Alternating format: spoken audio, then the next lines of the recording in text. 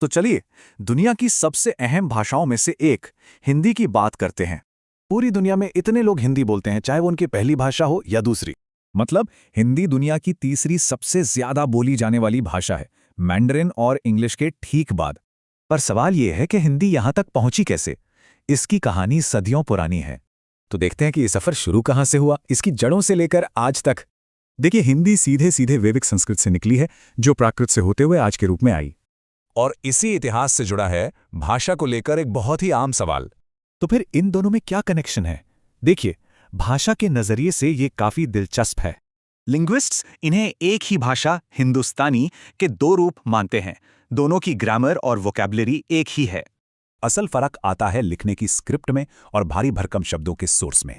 इसी मिले जुले इतिहास की वजह से इसकी वोकैबुलरी भी बहुत रिच और डाइवर्स हो गई है।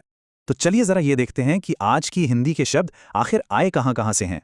इसमें नेटिव शब्द हैं, संस्कृत से लिए गए शब्द हैं और दूसरी भाषाओं से लिए गए वर्ड्स भी हैं। इससे पता चलता है कि हिंदी का कनेक्शन दुनिया से कितना गहरा है। कई शब्दों जाने पहचाने लगेंगे। और भाषा का ये असर सिर्फ भारत तक ही नहीं है, इसकी एक ग्लोबल पहचान बन चुकी है। दुनिया के कई देशों में हिंदी को ऑफिशियल या प्रोटेक्टेड लैंग्वेज का दर्जा मिला हुआ है। और दुनिया भर में जो प्रवासी भारतीय हैं, उनके लिए हिंदी घर और समुदाय की भाषा है।